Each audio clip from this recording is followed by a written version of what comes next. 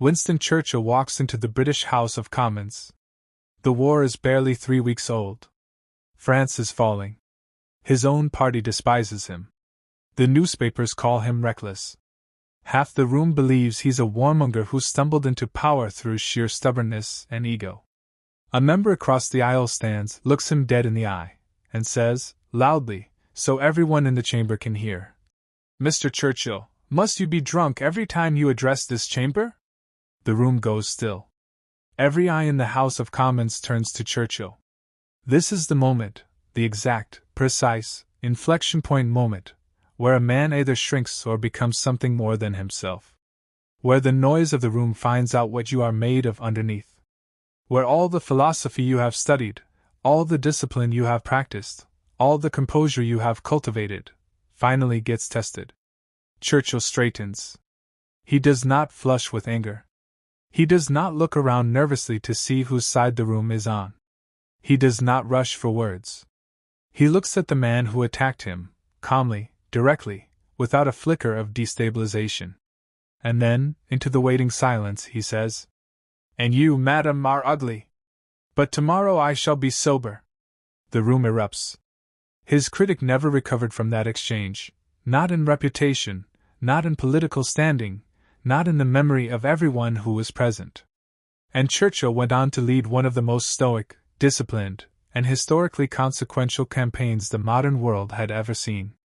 But here is what most people miss about that moment. They see the wit. They see the sharpness.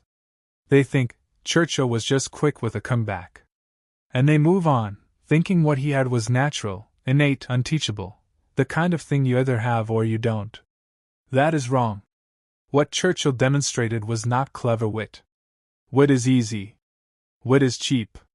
What Churchill demonstrated was something that takes years to build, the complete, unshakable psychological ownership of how he responded when someone tried to take something from him. The confidence to hold still under attack. The discipline not to react. The judgment to choose, precisely and consciously, what to say, when to say it, and how. There is a battlefield most men don't know they're fighting on. It isn't in the gym. It isn't in the boardroom. It isn't on the street or in the negotiation or in the confrontation. It is in the space between someone's attack and your answer. That space, that few seconds of charged silence, is where character is made or destroyed. Where status is won or surrendered. Where real men, men who have done the internal work, separate themselves from reactive, emotionally unstable, easily manipulated boys. Most people have been conditioned since childhood to respond immediately. To defend, to explain, to justify, to crumble, to fire back, to collapse. They have never been taught the one skill that fundamentally changes every room you walk into: how to respond with controlled, intelligent, unshakable composure, not as a performance, but as a genuine expression of who you are inside. That ends today. This is Inner Steel. And what you are about to receive are the 7 smart responses that will silence anyone, disarm attacks before they land, neutralize manipulation at its source, and communicate with such authority and composure that people feel your presence long after you have left the room. Subscribe to Inner Steel right now if you haven't already. Every week on this channel, we go deep into the mental toughness, Stoic philosophy, and internal discipline that most men are never given. This isn't motivation. This is architecture. The architecture of a formidable man. Let's build. Part 1. The pause that commands. Before you speak a single word. Before you reach for a response. Before you open your mouth, there is one thing you must master. And it is not a phrase. It is not a strategy. It is not a formula to memorize and deploy. It is the pause. The pause is not silence born of confusion. It is not the stammering hesitation of a man who doesn't know what to say. It is the deliberate, composed, entirely conscious act of choosing not to speak yet, of holding the space between stimulus and response in your own hands, rather than allowing someone else to control it. In October of 1962, during the 13 most dangerous days in recorded American history, John F. Kennedy received word that Soviet warships were approaching the naval blockade that his military had established around Cuba. The missiles on that island could reach Washington in under 15 minutes. His Joint Chiefs of Staff were urging immediate military action. Generals who had spent their careers preparing for exactly this confrontation were pushing him to act, now, decisively, before the window closed. Kennedy did not respond immediately. He walked to the window of the Oval Office. He stood there, in silence, looking out across the south lawn for what those present later described as an excruciatingly long time. His advisers watched him, some panicking internally, some barely containing their frustration at his stillness. Every second of that pause felt, to the men in that room, like a second wasted. A second in which the Soviets were moving. A second in which history was happening without a decision to meet it. And then Kennedy turned back. And he gave an order so measured, so precisely calibrated, so strategically intelligent that historians and scholars of international conflict believe it single-handedly prevented the Third World War. He instructed his naval commanders to allow the Soviet ships to pass through the blockade without confrontation, buying the hours needed for back-channel diplomacy to work. That pause, those seconds of absolute silence and stillness, may be the most consequential pause in modern history. It saved millions of lives. And it is the same principle that applies every single time you pause before you respond to a challenge, an insult, an attack, or a provocation. Most men give away their power the moment someone challenges them. They react. They blurt. They argue, they stammer, they over-explain, they collapse, or they come back with something loud and defensive that only confirms what the attacker was hoping to make everyone believe. And in doing so, they hand complete emotional authority to whoever chose to come at them. Here is the truth that the Stoics understood and that most modern men have completely forgotten. The speed of your response is a direct and unmistakable signal of how much control that person has over you. The faster you react, and especially the more emotional that reaction is, the more clearly you communicate that their words found something real. That they reached you. That they destabilized you. That the attack worked. Marcus Aurelius wrote in his Meditations, not for publication, remember, but for himself, in private, at the end of exhausting days leading an empire that was always on the edge of collapse. You have power over your mind, not outside events. Realize this, and you will find strength. The pause is the physical, visible, external embodiment of that principle. It is the moment where you demonstrate, not with words, but with your very stillness, that you are choosing to respond rather than being compelled to react. Epictetus was born a slave. He had no rights, no possessions, no certainty of survival. And yet he became one of the most psychologically formidable human beings of the ancient world, because he understood, from the inside, from lived experience, that there was a small, inviolable space inside every human being that no external force could reach without permission. He called it the faculty of choice. The capacity to decide how to respond to what happens to you. And he taught that every time you give that faculty away, every time you let someone else's words simply pull a reaction out of you automatically, you are doing to yourself what his masters did to him physically, surrendering freedom. The pause, practiced consistently, reclaims that freedom one conversation at a time. Here is what it looks like in practice. Someone attacks you, in a meeting, at a dinner table, in a public conversation, in a relationship. Rather than answering immediately, you hold still. Not stiffly. Not in a way that looks frozen or confused. You hold still with composure, as if the attack simply hasn't moved you, because you've decided it won't. You may meet their gaze steadily. You breathe, a real breath, slow and controlled. 3 seconds. 4 seconds. Sometimes 5. And then you speak. What happens in those seconds is profound. The attacker begins to feel the weight of their own words. They expected a reaction and didn't get one, and that absence starts to work against them, creating uncertainty, creating doubt about whether the attack landed at all. If there's an audience, every person watching reads your stillness automatically as strength. They don't think about it analytically, they feel it. The composed man in the room is the dominant man in the room, and composure under fire is the quickest signal of genuine inner authority that a human being can transmit. And you, inside those seconds, have time. Time to choose not just what to say, but whether to say anything at all. Time to decide the register of your response. Time to let the emotional charge of the moment dissipate enough that whatever comes out of your mouth is chosen, not pulled. That gravity, the gravity of the pausing man, belongs to you. The pause is not weakness. It is not avoidance. It is not the thing you do when you don't know what to say. It is the first smart response, the one that sets the terms for everything that follows. The silent, inarguable declaration that you are not a man who can be rattled, baited, or destabilized by another person's choice to attack you. Practice it this week. The next time someone says something that stings, that challenges you, that is designed to provoke a reaction, pause. Hold. Breathe. Choose. Do this consistently, across small moments and large ones, and within weeks, you will find that the rooms you walk into feel different. Not because you said something brilliant. Because you stopped being someone who could be easily moved. Part 2. The Calm Redirect.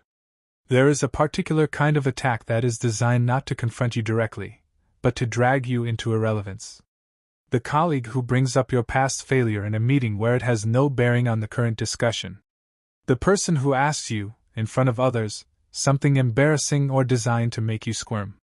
The family member who decides to revisit a decision you made 2 years ago, not to understand it, not to help, but simply to watch you scramble. The boss who frames a question in a way that places the entire weight of failure on your shoulders before you've had a chance to respond.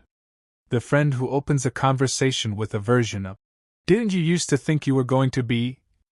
These conversations are not designed to solve a problem. They are designed to put you on the back foot. To pull you into the past. To make you defend instead of lead. To make you explain yourself instead of define yourself. And most men fall for it completely, every single time. They defend. They explain. They go back in time and try to justify decisions that are done and cannot be undone, against an opponent who has no interest in actually understanding those decisions. They argue with the premise of the question instead of refusing the premise entirely. And the more they explain, the worse they look, because explanation in the face of social attack almost always reads as confirmation. As guilt. As exactly the weakness the attacker was hoping to expose. Muhammad Ali understood this at a cellular level.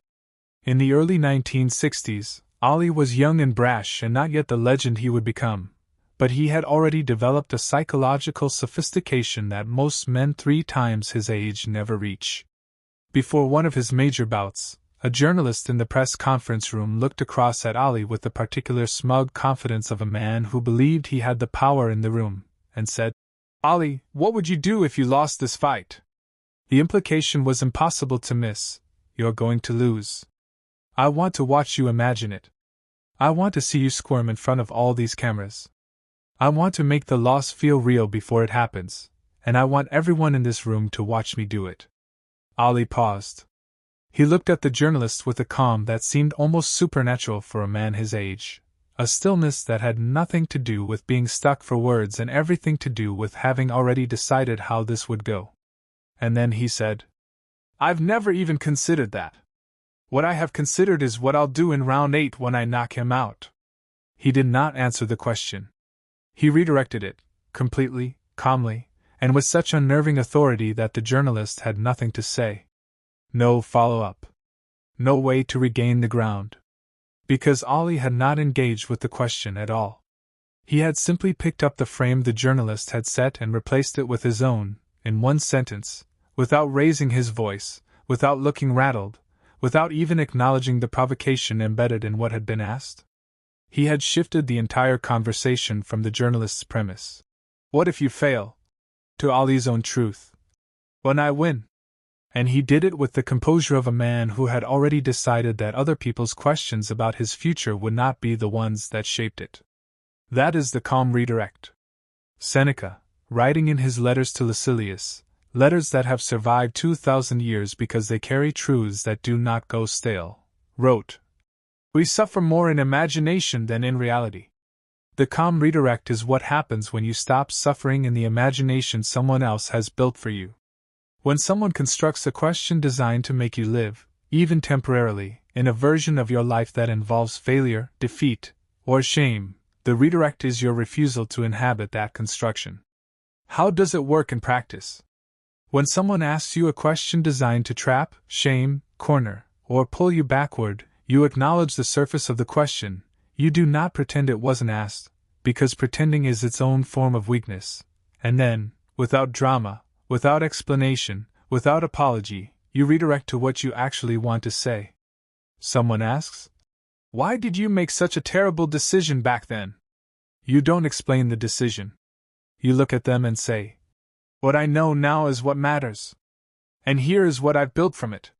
Someone challenges you in front of others. "Don't you think you're a bit out of your depth here?" You don't defend your depth. You look at them and say, "I'm exactly where I intended to be. Let me show you why." Someone frames a question in a way that assumes defeat, failure, or incompetence as its premise. You don't argue with the assumption. You simply don't accept it. You speak past it, directly to the truth you know, from the position you've actually earned. This is not avoidance. Avoidance is its own form of weakness. The man who sidesteps hard questions because he fears them is not redirecting, he's retreating. The calm redirect is different. It is the confident, deliberate, composed choice to refuse the frame someone has set for you and replace it with a frame of your own making. It is leadership in conversation. It is what happens when a man has done enough internal work that he no longer needs to live inside the questions other people design for him. Practice this. The next time someone pulls you backward with a question, hear the question, pause, and then ask yourself, what is the forward truth here? What do I actually know? Where am I actually going? And speak from that place calmly, without aggression, without looking as if you're dodging anything. Because you're not dodging. You're choosing where the conversation goes. Part 3. The question that disarms. Marcus Aurelius recorded in his Meditations something that most of the generals and senators who served under him never grasped. The man who asks the right question controls the entire direction of every conversation he enters. This was not natural wisdom. Aurelius was not born with psychological sophistication. He was trained into it, deliberately, by tutors who understood that the leader of an empire needed to command not just armies and legislation but rooms, conversations, and the minds of men who would rather argue than listen. He practiced Socratic questioning, the art of asking rather than declaring, until it became reflex. Until it became character. And what Aurelius, the Stoics, and what modern psychology has since confirmed is this: statements invite counterstatements. Declarations invite argument. But questions, genuine, calm, measured questions, do something different. They invite thought. They redirect energy from the surface of an argument down into the reasoning beneath it. And when you ask the right question at the right moment, in the right tone, you can disarm an attack so thoroughly that the person who launched it ends up undermining themselves. Frederick Douglass knew this. Born into slavery in 1818 on a Maryland plantation, Douglass taught himself to read by tricking the white children of the household into teaching him, one word at a time. He escaped North in 1838 and became one of the most powerful orators and abolitionists in American history, a man who could hold a lecture hall of thousands in silence simply by the weight of his words and the precision of his mind. He was regularly confronted, in public debates, in lecture halls, in political gatherings, in the halls of power, by men who wanted to silence him, who wanted to deny the legitimacy of his experience, his intellect, his right to speak. One evening, at a gathering where Douglass had been invited to speak, a man in the audience stood before Douglass had even finished his opening remarks and addressed the room loudly. "Douglass, you've never been educated. You've never attended a school. You've never received formal instruction of any kind. What makes you think you have the right to speak on matters of law, governance, and the affairs of this nation?" The question was designed to expose Douglass as an impostor, to delegitimize him in front of an audience that he'd been invited to address, to use his own history against him, the very history that should have been the source of his authority, as a weapon. Douglass looked at the man. He took a moment. And then he said quietly, with the composure of a man who had faced things considerably worse than this, What would you have had me learn, and who did you expect to teach me? The question was devastating. Not because it was loud. Not because it was angry.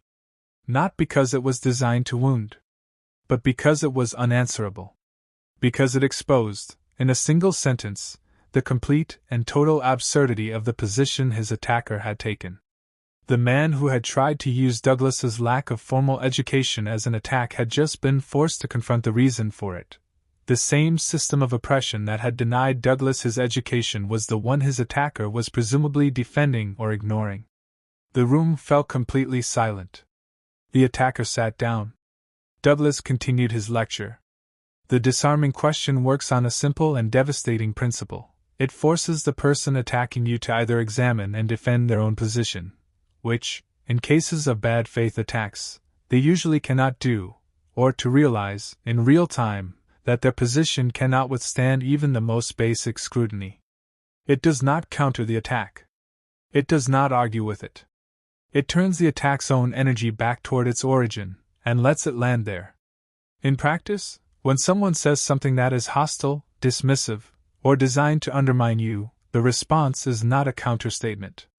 It is a genuine, calm, measured question, delivered without aggression, without sarcasm, without the barely concealed hostility that makes a question feel like an attack in disguise. It is a real question, asked because you actually want them to answer it. What makes you say that? Delivered calmly. Waiting genuinely. Can you help me understand what you mean by that? Inviting them to be specific. To commit to a position. What outcome were you hoping for when you said that? Asking them to examine their own intention. Is that a concern, or is that a conclusion? Distinguishing between a worry that could be addressed and a verdict that is simply being handed down. Each of these questions does the same thing. It places the burden of reasoning back on the person who chose to attack. It requires them to think, to explain, to justify. And in most cases, when people are attacking out of bad faith, out of ego, out of the desire to diminish, out of the reflex to assert dominance, they have not thought through their position carefully enough to explain it under questioning. The act of being asked to reason through it is, itself, the disarmament. Seneca wrote to Lucilius, "We should every night call ourselves to an account. What infirmity have I mastered today? What passions opposed? What temptation resisted?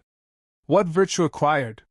The disarming question, at the highest level, is only available to the man who has already asked those questions of himself. The man who has done the internal accounting, who knows his positions, has examined his own reasoning, has faced his own weaknesses. That man cannot be cornered by someone asking him to think. He already has. Ask. Don't declare. And watch the room shift entirely to you. Part 4. The Silence That Speaks.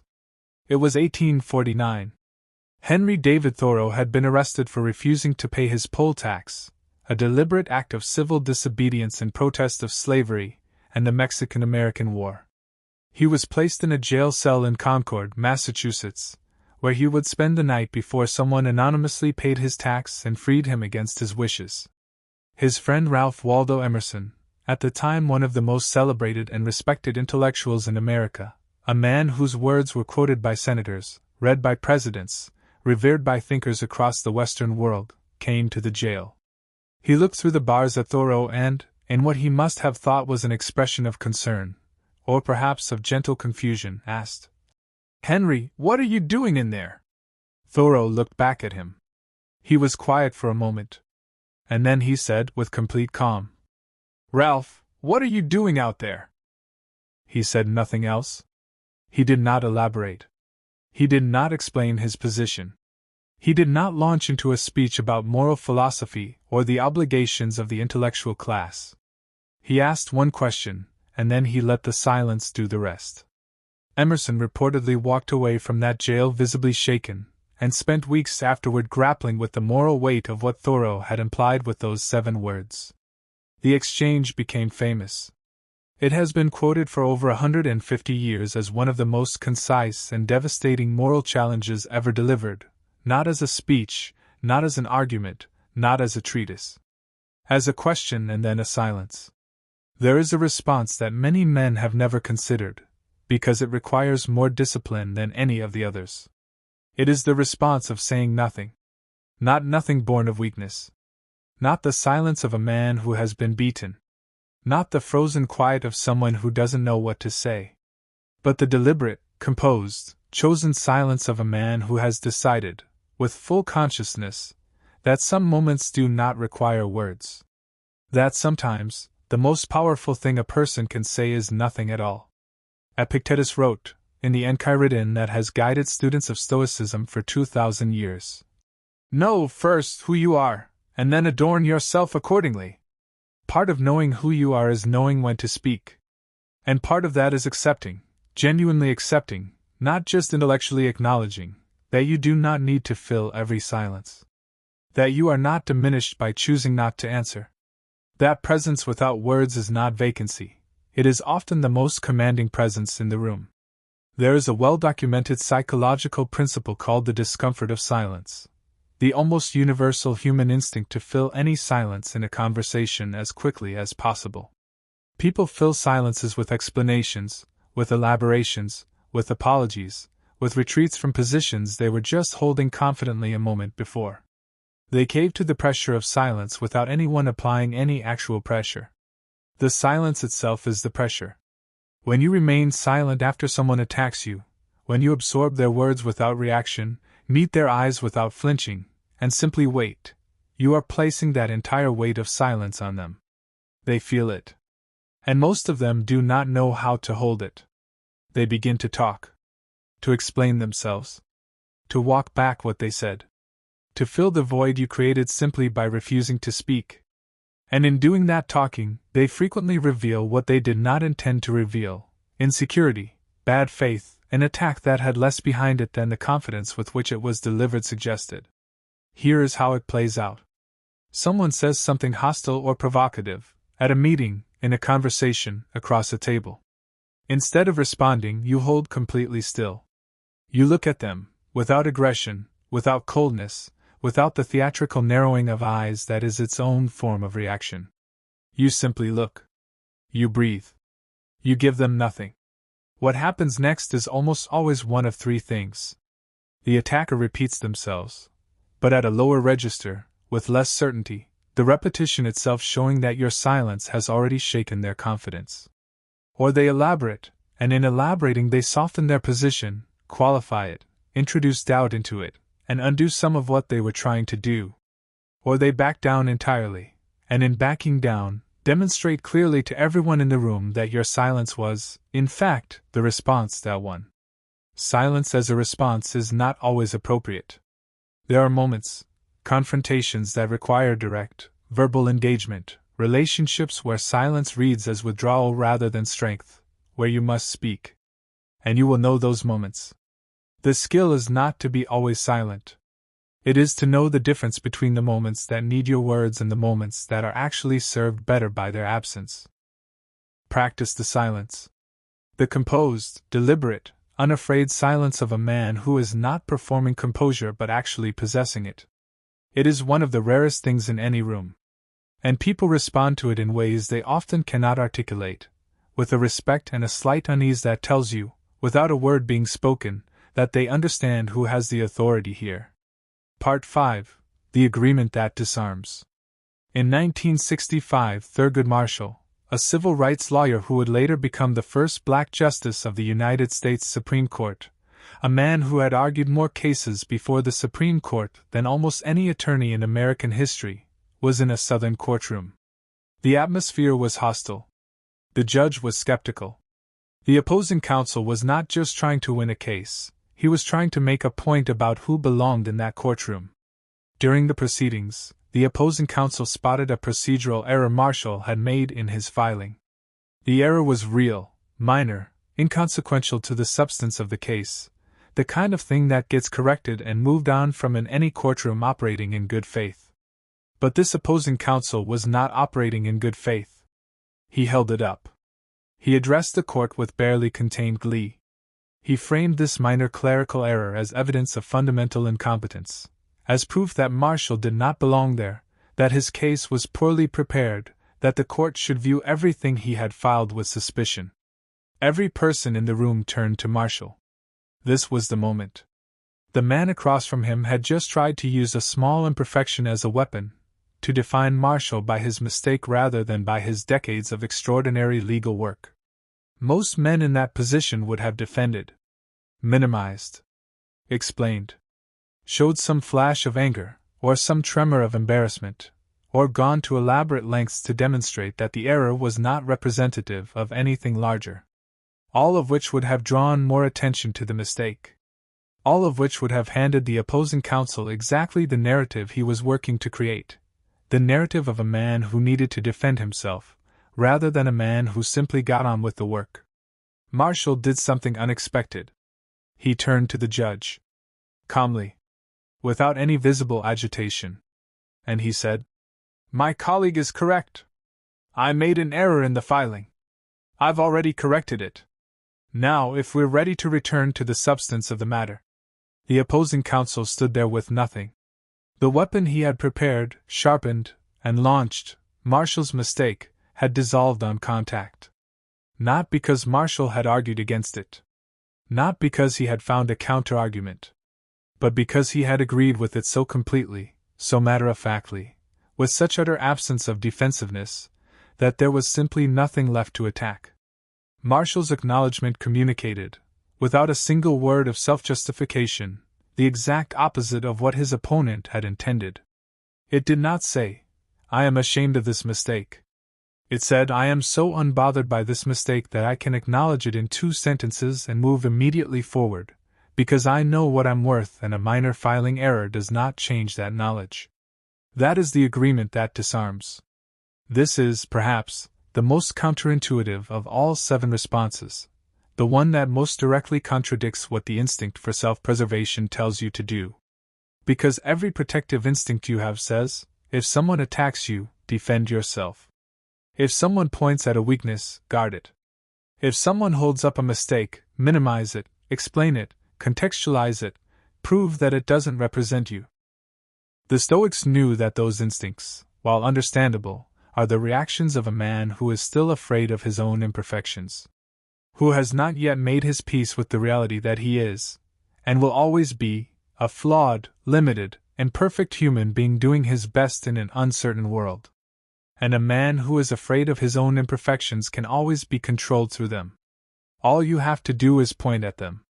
Marcus Aurelius wrote, "Confine yourself to the present."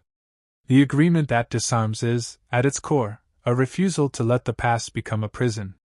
The man who can look at his own mistakes without flinching, without scrambling, without the desperate need to make them smaller than they were, that man cannot be cornered by them.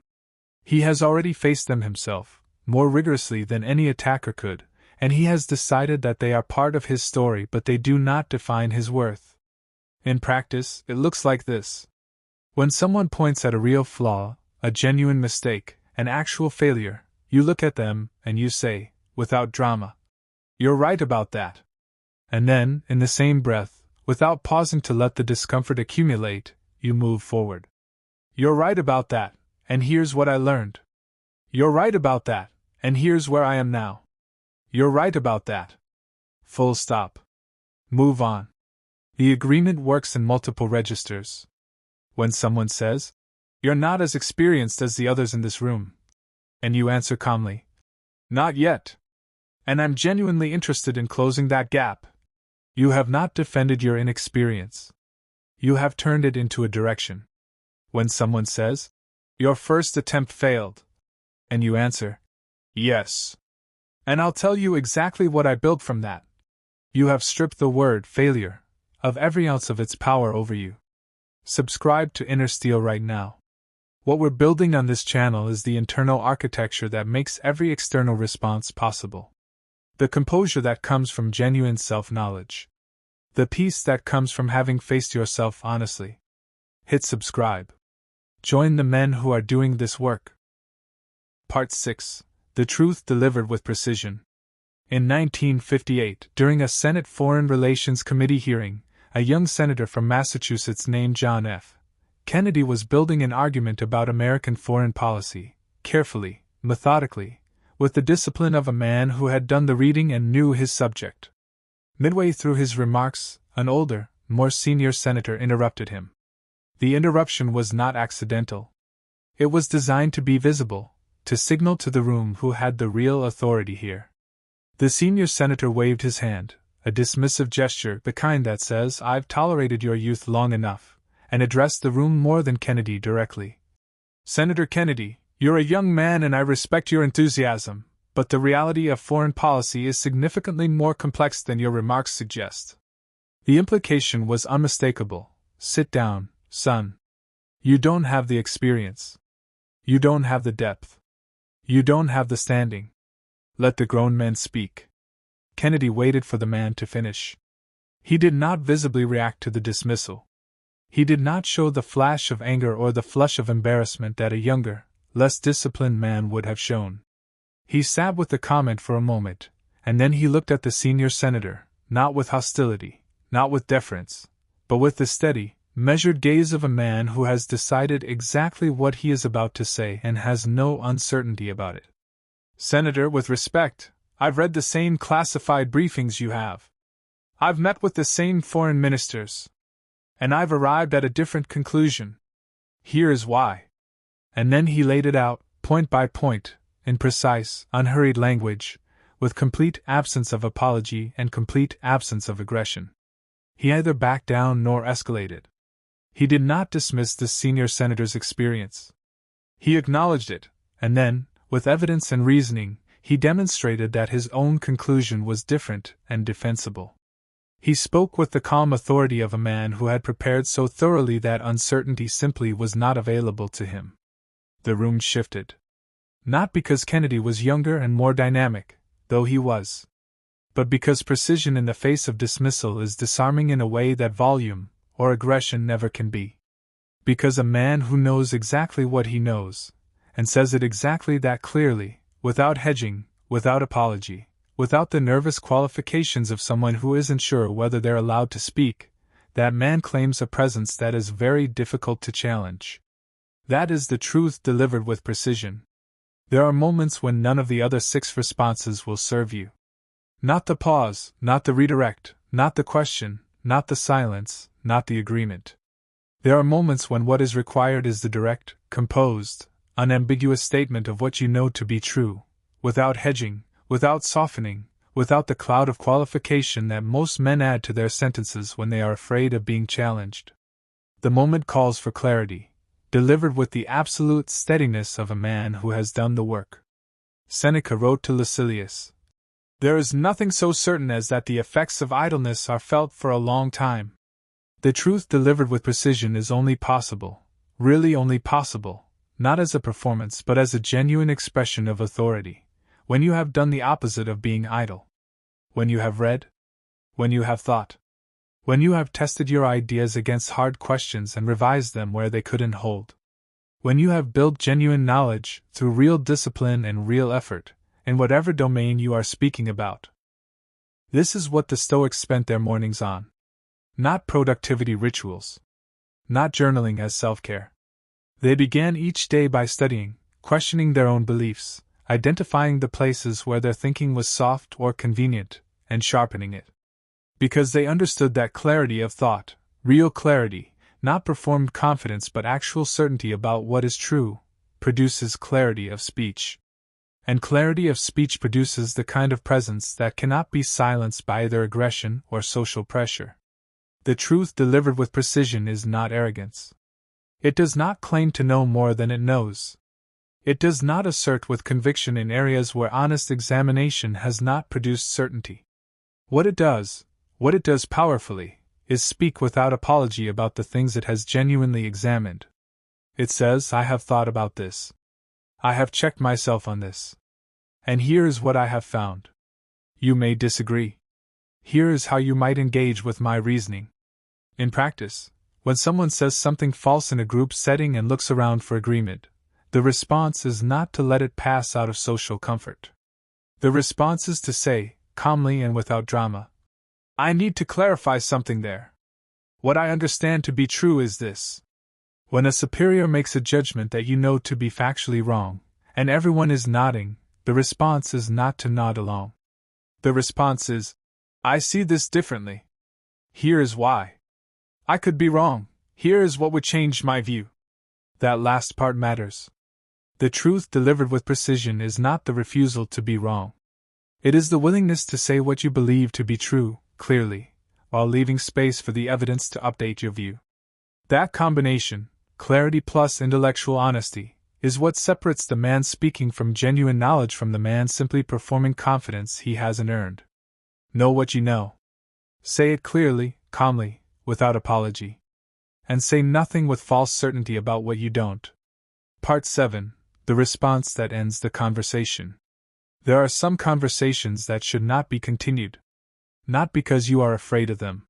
Not because you don't have the words. Not because the topic is too hard or the stakes are too high or the other person is too volatile. But because there are dynamics, specific, recognizable dynamics, that are not arguments at all. They are drains. They are cycles.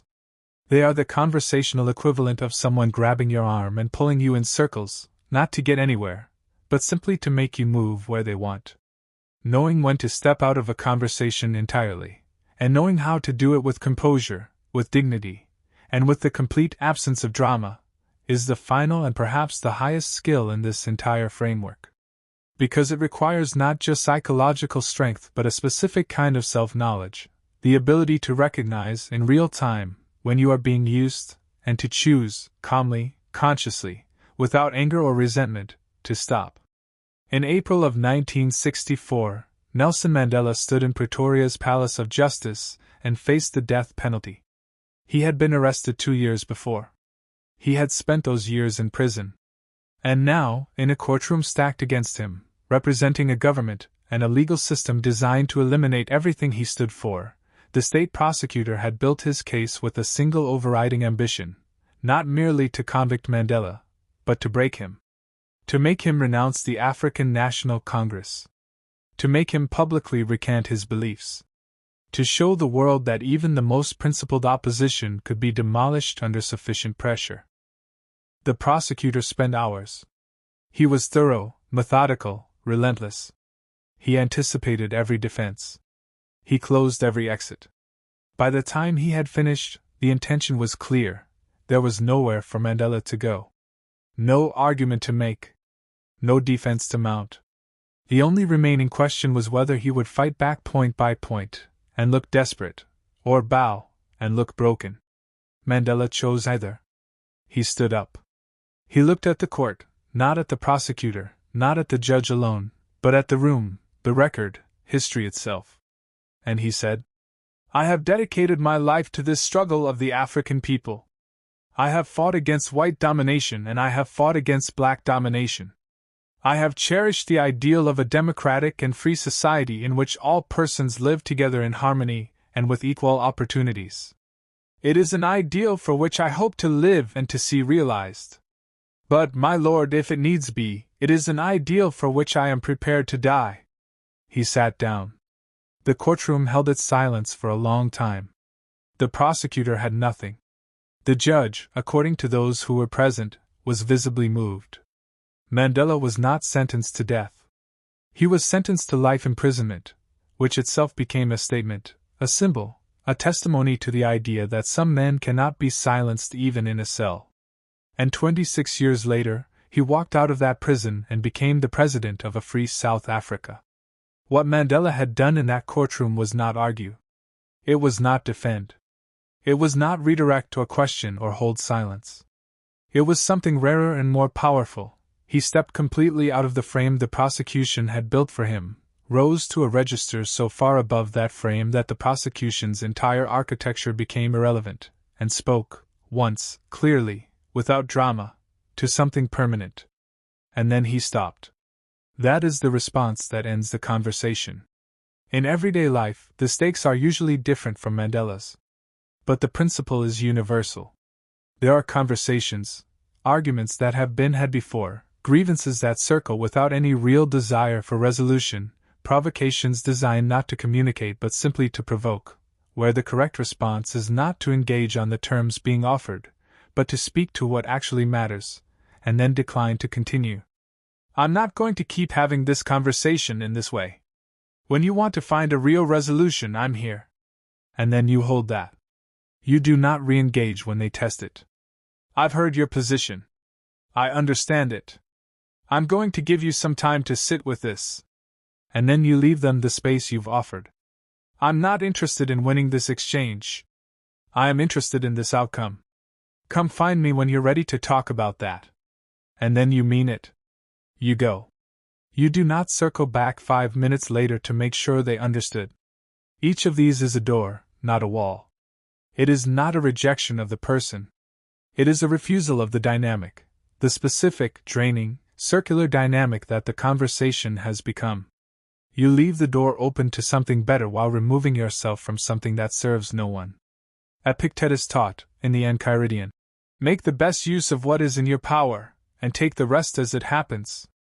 There is an enormous amount of power available to the man who has genuinely internalized that instruction, who knows which conversations belong to him to resolve, and which are simply attempts to pull him into a drain.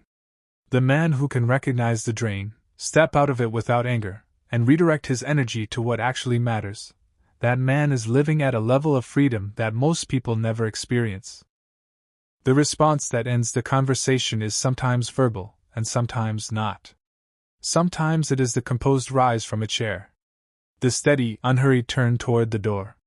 The calm exit from a room, without slamming, without the backward look to see if they noticed, without the need for the exit itself to be a statement. Just the quiet, unambiguous, undeniable act of choosing to be somewhere else. Most men cannot do this. They feel compelled to stay in every fight until someone has visibly lost. To make sure the last word is theirs. To ensure that the person who challenged them knows, beyond any possible doubt, that they did not win. That compulsion is not strength. It is the need for external validation wearing the costume of toughness. Real strength, the strength that the Stoics spent their lives describing and building, is the ability to leave a fight that does not serve you, and feel nothing in the leaving but clarity. Choose your conversations as carefully as you choose your battles. Because they are the same thing. Bringing it all together. Every single thing you have heard today begins with the same foundation. Not a technique. Not a formula. Not a phrase to memorize and pull out when you need it. It begins with the internal discipline to choose your response, to be the man who decides how he shows up in a difficult moment, rather than the man whose response is decided for him by whoever chose to apply pressure. 7 responses. 7 expressions of the same underlying quality. The pause that commands, the deliberate hold, the breath, the choice to respond rather than react. The calm redirect, the refusal to inhabit a frame someone else built, replaced by one of your own. The question that disarms, the genuine inquiry that turns an attack's own energy back toward its source. The silence that speaks, the composed, unafraid absence of words that communicates something no argument could. The agreement that disarms, the settled peace with imperfection that makes imperfection unusable as a weapon. The truth delivered with precision, the clarity that can only come from having done the actual work of knowing. The response that ends the conversation, the free and deliberate choice to exit what doesn't serve, without anger and without regret. These are not tricks. They are not techniques you learn by reading a list and practicing in the mirror. They are expressions of a particular kind of inner character, the character that the Stoics spent their lives describing, modeling, and building through daily practice, daily examination, and daily confrontation with their own weakest impulses. What connects Churchill's reply in the House of Commons with Mandela's statement in the courtroom? What connects Kennedy's precise, composed challenge to the Senate with Ali's calm redirection at the press conference? What connects Thoreau's silence in a jail cell with Thurgood Marshall's unflinching acknowledgement of error? What connects Douglas's devastating question with Kennedy's pause at the window of the Oval Office? The same thing. Every time. Composure. Self-knowledge. The absolute, bedrock refusal to be destabilized by another person's attempt to diminish them. None of those men were born with that quality. It was not luck. It was not temperament. It was work. Deliberate, daily, often invisible work, the work of examining themselves honestly, identifying their weakest places, studying principles that were harder to live than to understand, and returning, every morning, to the practice of becoming more fully themselves. Marcus Aurelius was the most powerful man in the Western world. And he spent every single evening of his life writing, in a private journal that he never intended for anyone to read, the same basic reminders: do not react. Do not be baited. Do not measure yourself by what others say about you. Return to your principles. Do the work. Begin again tomorrow. He failed sometimes. The meditations are full of evidence of failure, of days when he was reactive, days when he was vain, days when he fell short of the man he was trying to be. But the practice did not stop. And the practice made him formidable in ways that 2,000 years of history have not erased. Seneca wrote his letters to Lucilius for years, hundreds of them, on everything from grief to ambition to the management of difficult relationships to the way a man should spend his time. And threaded through every one of them is the same insistence: this is not theory. This is practice. This is something you do every day, not something you understand once and move on from. Begin at once to live, he wrote, and count each separate day as a separate life. That is what inner steel is. Not a performance. Not a persona. Not a collection of clever phrases to memorize before difficult conversations. Not the simulation of strength from a position of internal emptiness. It is the daily, unglamorous, deeply serious work of becoming the kind of man who knows who he is, so thoroughly, so honestly, so without illusion or self-deception or the comfortable lies we tell ourselves about our weaknesses, that no one else's attack can take that knowledge from him. When you genuinely know who you are, you don't need to defend yourself aggressively. You have nothing to prove. When you have faced your own weaknesses honestly, you can agree when someone points at them, without flinching, without scrambling, without needing to explain them away. When you have studied something deeply, you can speak about it with precision and without apology, not because you are performing confidence, but because you actually have it. When you have built real internal peace, not the peace of avoidance but the peace of having genuinely confronted what is hard inside you and made terms with it, you can sit in silence while someone tries to provoke you, and the silence will do more than any argument you could construct. The 7 responses in this video are real. They have been demonstrated, in circumstances of genuine consequence, by men and women who were tested at levels most of us will never face. They work. But they only work, really work, as expressions of genuine character rather than performed technique, for the man who has built the internal architecture that makes them natural. That architecture is not built in one video. It is not built in 1 week. It is built the way every formidable thing is built, one day at a time. One deliberate choice at a time. One morning of sitting with Aurelius or Seneca or Epictetus and asking yourself what they are really asking of you. One moment of holding still when everything in you wants to react. One honest look in the mirror at the place inside yourself that you have been avoiding. And then doing it again the next day. And the day after that. That is the work. That is what this channel is for. If what you have heard today resonates, if it has named something you have been reaching toward without quite having the language for, subscribe to Inner Steel right now. Hit the bell. Stay with this community. Because what we are building here, week by week, is not a motivation you feel for 20 minutes and then lose in traffic. It is a philosophy you live. A character you construct. A version of yourself that is genuinely harder to move, harder to manipulate, and harder to silence than the man you were before you found this channel. The world has more than enough reactive men. Men who are easy to bait, easy to collapse under social pressure, easy to control through pride or shame, or the desperate need to be validated by the opinions of people who wish them smaller. The world needs fewer of those men.